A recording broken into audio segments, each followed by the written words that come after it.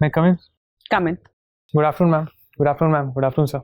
Good afternoon, Harshit. Take your seat. Thank you. So, Harshit, you are vaccinated Yes, ma'am. and you don't have any symptoms. No, ma'am. So, then you can remove your mask. Thank you, ma'am. Harshit, you are from Chhattisgarh. Yes, ma'am. So, firstly, introduce yourself to the board. My name is Harshit Mehar. I come from Raipur, Chhattisgarh. I've done my graduation in mechanical engineering from Bhilai Institute of Technology, Durg. I've taken optional as geology and forestry. And my hobbies and areas of interest include working out, watching movies along with their economics, getting motivated by reality TV shows, anchoring and diary writing. Okay. So, very diverse and talented pool that we have today, huh?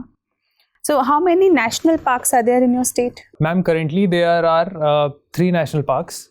One is Guru Ghasidas National Park, second is Kanger Ghati National Park, and third is Indravati Tiger Reserve and National Park, where my father has also served. Okay. And what has been your experience living in a national park? Ma'am, I've visited it because my father was posted in State Forest Service. My experience, ma'am, was that to my surprise, there was a lot more development that I had anticipated.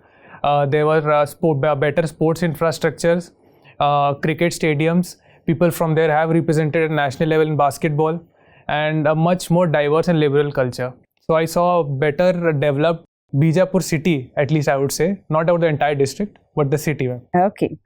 So, you have taken geology as a optional and forestry also. How do they impact each other?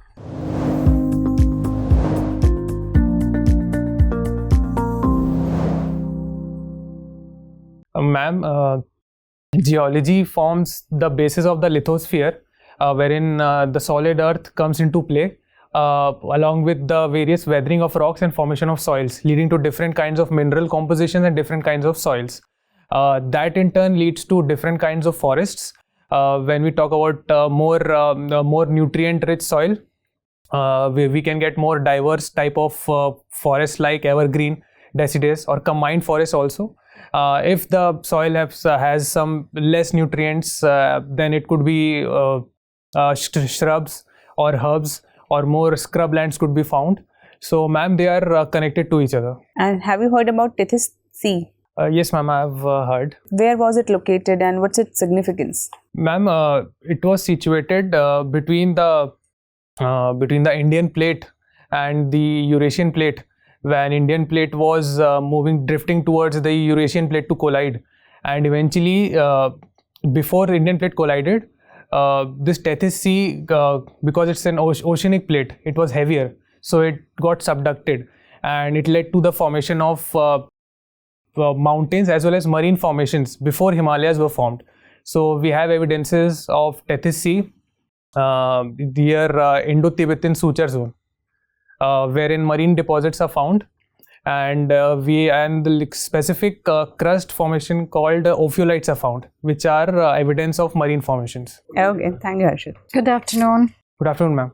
What do you understand by invasive species? Ma'am, in my knowledge, invasive species are the non-native species that are introduced into a region or ecosystem, and they show very high tendency of growth and diversity when established there. Okay, can you name few examples of current invasive species in Indian ecosystem? Ma'am, I'm able to recall names of fauna like flora like Procifus gloriflora, Lantana camera, water hyacinth. These are, and apart from that, some faunas are also considered, for example, Indian mongoose or birds like common starling.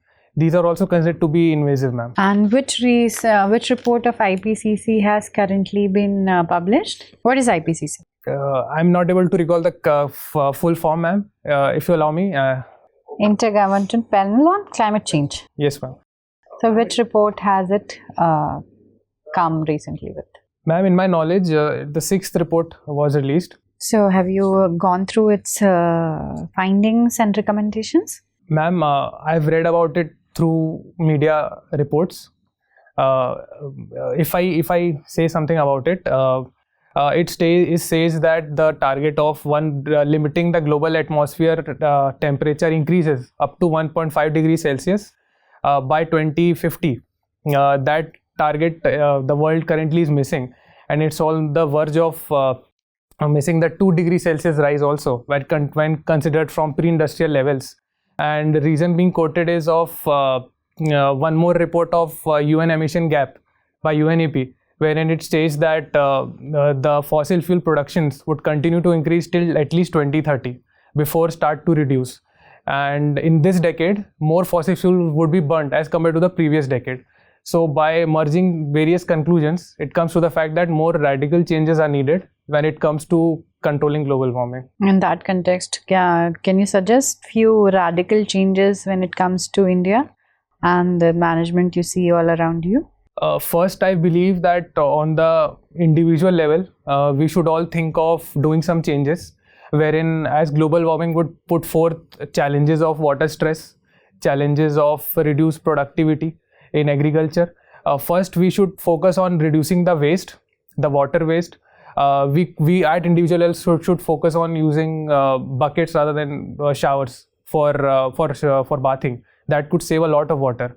Apart from that, when it comes to the society level, not just government but the civil societies could focus on awareness programs, especially focusing on the students of schools, wherein they could bring in various presentations and motivate them to spread the message, so that they in their homes could send the message that what all things could be done.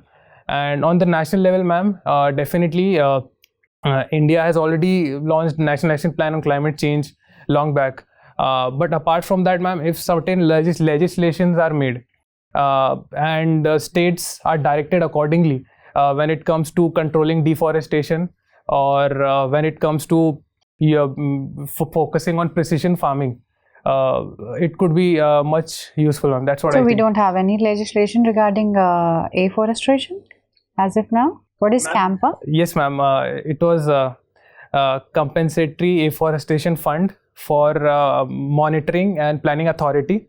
The authority has the mandate of ensuring afforestation, ma'am, but when it comes to its implementation, if we look at the reports of CAG, although the recent reports are not in the public domain, but the 10 years back report says about various underutilization of funds and also not following the procedures. So I am focusing on more political Proper intent. implementation rather than new legislations, right? Yes, ma'am. And if particularly in context of Chhattisgarh, if I talk, Yes, ma'am. the forest cover has been harboring the Naxalites as well.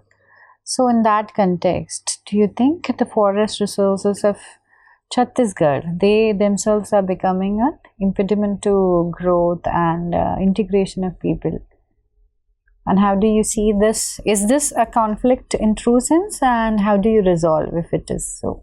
Ma'am, first of all, I think that forest is not an impediment.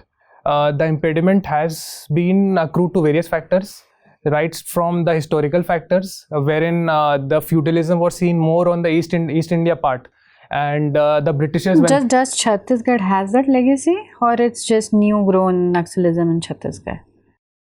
Ma'am, When did it start actually? ma'am, in Chhattisgarh, it started around 1990s, wherein there was an influx of so-called The shifting of Naxalites from yes, ma'am. Hyderabad to Yes, ma'am. this side, right? When they were focusing more on the less developed parts and more marginalized communities.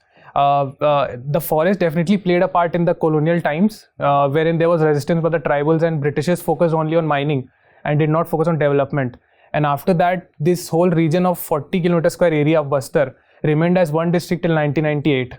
So development could not penetrate. So there was a marginalization that was capitalized by the Naxals.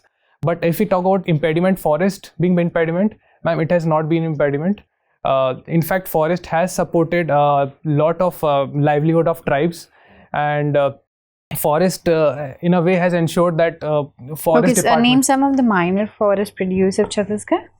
Important ones. Ma'am, first is Tendu leaves. Chhattisgarh accounts for 70% production by value in India. It is followed by bamboo production. It is then followed by lakh, Imli productions are substantial. Then it is followed by various leaf plates and various other things like honey and So, what is the method of this? Is there any formal mechanisms to procure this minor forest produce? ma'am, currently government follows a tender system wherein the contractors are hired and That is for, I think, for tendu leaves. yes ma'am. And for other minor forest produce, do we have any system? Ma'am, in other systems as well, similar system is only followed, and if this system is not taken, then it has been given to the tribes to manage it themselves, whether they sell it, procure it, and make profit out of it. So there's no existing government support in that regard. Ma'am, in a way, government has given them liberty, wherein they themselves demanded it. So they have been given liberty apart from Tendu collections and some other collections where crores of rupees of revenue comes, wherein government has to play a regulator. Apart from that, tribes have the right. Okay, my last question to you. If I ask, name three important groupings which are most relevant to India in current context, which India is a part of. Just give me some Yeah. seconds. Ma'am, first has to be the United Nations organization. It remains most important since India has been pushing reforms. You still think that even after the recent crisis and haywire, everything going haywire, nobody listening to anybody, still you think it's relevant? Ma'am, it is the largest grouping of the world currently, and it has all the stakeholders involved, whether it be small, whether it be big. If somehow reforms are initiated in UN at some level, it would definitely bring changes. I believe that, ma'am, UN remains important, even if decisions are not taken on discussing important issues globally and forming an opinion about any issue. And second, apart from that, SCO, I believe, is a very important grouping that India is part of, wherein it could be involved in ensuring regional stability, also maintaining dialogue with not just Pakistan but China, and maintaining a uniformity in terms of South Asia. Apart from that, ma'am, I believe that Quad is very important when it comes to Indo-Pacific and forming a group of like-minded nations to counter China if possible. Okay. Indo-Pacific Economic Framework was in news recently. What is it all about and how is it different from RCEP? Ma'am, in my knowledge, Indo-Pacific Economic Framework tries to bring an economic infrastructure building in the Indo-Pacific, wherein the supply chain logistics among the regions, better interdependence among the regions is being focused, and the illegal activities, economic activities like unregulated fishing and other activities are being curtailed, so that more better rule of law could be brought in. Whereas in RCEP, it's a more formal agreement among the countries, and it focuses on free trade among nations, and its focus is not specifically on Indo-Pacific. It's among the countries that are involved. Okay, thank you. Thank you, ma'am. Harshit, Yes, sir. what is heat dome? So can you repeat the question? I didn't. What is heat dome? Sir, I'll have to read up on it. I don't know. Okay. Soil is a renewable energy or renewable source or non-renewable resource? Sir, complete bifurcation, in my opinion, would be difficult to make, because soil over, if you look on hundreds of years time frame, they definitely more and more rocks would be weathered and more soil will be formed. But in the shorter term, the kind of soil erosion and the deforestation that is occurring, it has got a tinge of non-renewable resource. So it applies for all the resources which grow over a period of time? Sir, in that frame, yes, sir. We can call it a non-renewable resource in practical terms. Suggest me few measures of soil regeneration. Sir, first is in mining exercises, when the entire ore has been extracted, a land reclamation could be done using fly ash and other land reclaiming measures. Apart from that, focusing on afforestation, more and more planting of more and more nitrogen fixing bacteria, nitrogen fixing trees like legumes like neem could be planted. Apart from that, sir, conducting various watershed management initiatives, wherein in the topography, various check dams could be made in the catchment area, wherein more groundwater sequestration could occur. Okay, Harshit, can you tell me one method of watershed management that can be used equally efficiently in both rural and urban areas? Sir, one initiative could be making ponds in the catchment area of rivers, wherein when the flood occurs, these would be filled and they could be used. And this initiative has also been taken in Najafgarh Lake in Delhi, and it's also present in various rural areas as well. Okay, and then tell me, what is community forest? Sir, community forest is when the ownership of the forest area is not with the government, but it is with the communities, which is seen mostly in the northeastern states, as per the recent India State of Forest report. Do the communities have the right to extract the resources from there and sell it in the market? Sir, in my knowledge, they have the right on minor forest produce, but sir, regarding timber, I'm not sure, sir, whether they have the right or not. Okay, Harshit, you like watching movies, and you belong to Chhattisgarh, and you have talked about Naxal issue.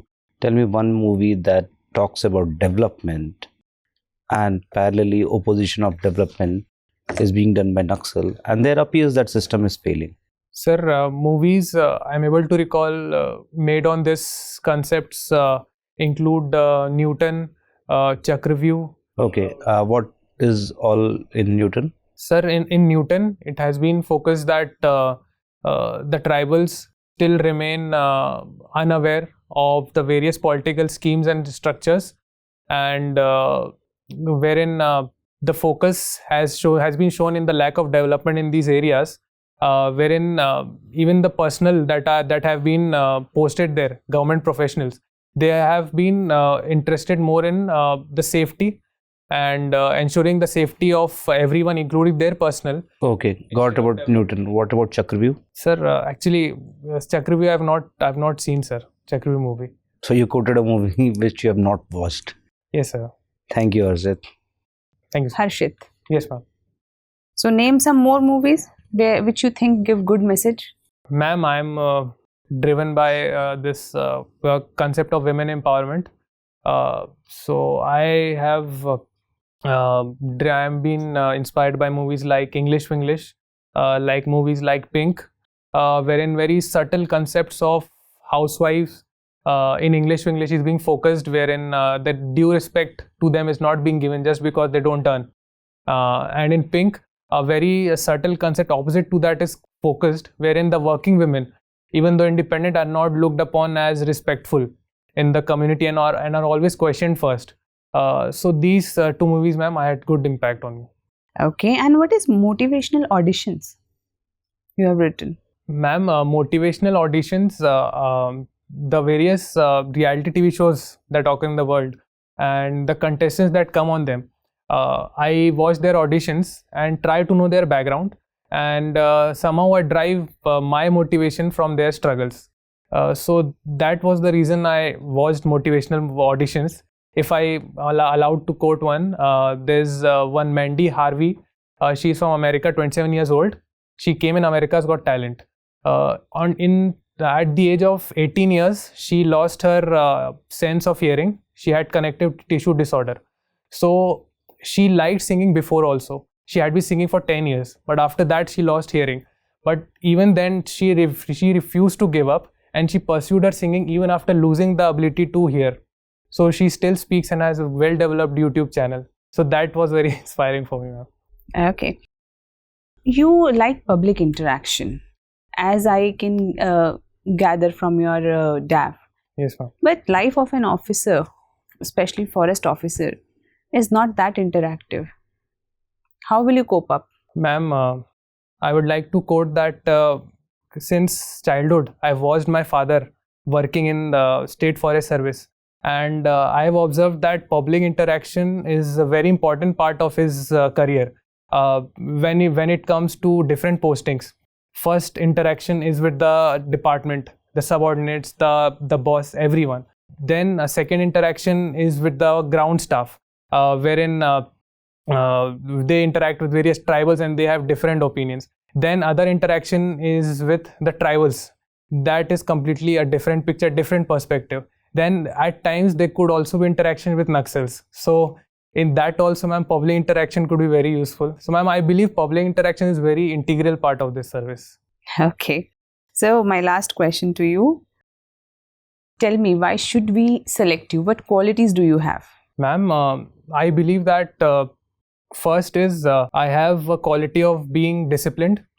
To quote that, to elaborate that on a bit, I've been able to reduce my weight by doing workout as one of my hobby by around 20 to 25 kgs without going to any gym. I've done it myself. Second, ma'am, I believe I am ethical to an extent because To an extent? ma'am, because completely ethical we cannot say everyone is, but I'm ethical in terms of following my own principles, not littering. Third, ma'am, I believe that I have an ability of adaptability, wherein I believe in even forest service, different situations, different stakeholders are involved, and we have to change situations and act differently with different people. So these are the qualities I believe I am, ma'am. And ma'am, I'm honest also. Okay. Thank you, Harshit. Thank you, ma'am. Your interview is Thank you, over. ma'am. Thank you, sir. Thank you, sir.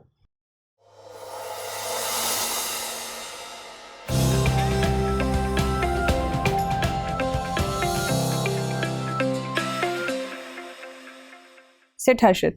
Thank you. So how do you feel about your performance today? Ma'am, actually, I'm not that good in assessing myself, but I think I did decent, in my opinion. So where do you think you lack? Ma'am, I believe in my choice of words somewhere, wherein I quoted a movie I should not have quoted, Yes. about which I don't know. And that is all is coming to my mind currently.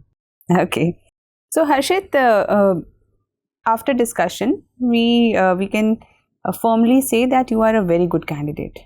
Yes, ma'am. Very fine candidate. Fine in the sense that you know things. You have read things. You have adequate knowledge regarding all the topics we covered. So Yes, may ma'am. it be geology, forestry, or environment. So you could give decent answers with good analysis. Yes, ma'am. But there are few things we'll like you to improve. Yes, ma'am. So because you have potential to actually reach the get in top 10 marks type score you can get. Yes, ma'am. So firstly you will have to appear more formal. Yes, ma'am. So there's a kind of hand movement, very rapid hand movement, very rapid neck movement, and Yes, a sort of dramatical body language that you can see in video. Yes, ma'am. So it shouldn't be that. So it should be more stable. Yes, ma'am. And your sitting posture is okay, but you're sitting too relaxed. Yes, You ma'am. have to sit straight. Your Yes, back ma'am. should be straight. Yes, ma'am. So you don't appear you are sitting on a sofa, but rather you should appear you are attentive to the interview. Yes, ma'am. Then you have to change, I think, your socks. So you Yes, don't ma'am. wear Yes. long socks. Yes. Apart from that, you look very groomed, well crisp. So if you restrict your body movement and you start appearing more formal, that will automatically improve 30 numbers at least. Yes, ma'am. So your hand clasping shouldn't be there. So you shouldn't be you shouldn't be moving. Yes, Keep them ma'am. straight. Apart from that, if you want to ask something, please ask. No, ma'am, I don't have anything to ask. You're a very good candidate, well prepared. So your interview is also nearby. So read a few things and mostly work on your intangibles. Yes, ma'am. Okay. Thank you, ma'am. Thank you, Thank you, Harshit. ma'am. Thanks, sir.